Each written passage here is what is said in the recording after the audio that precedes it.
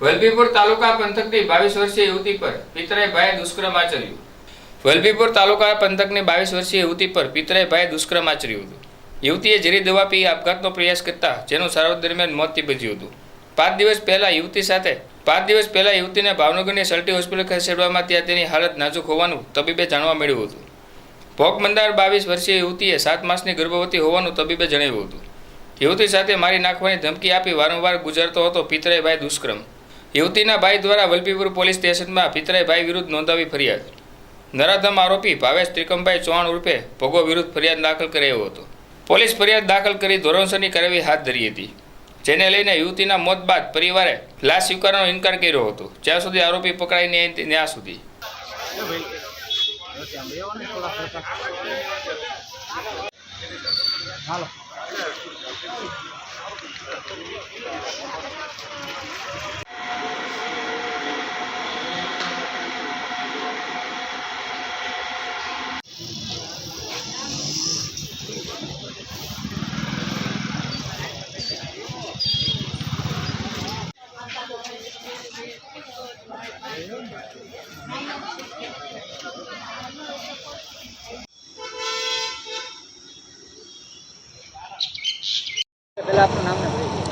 મારું નામ કલ્પેશભાઈ બાબુભાઈ ચૌહાણ છે.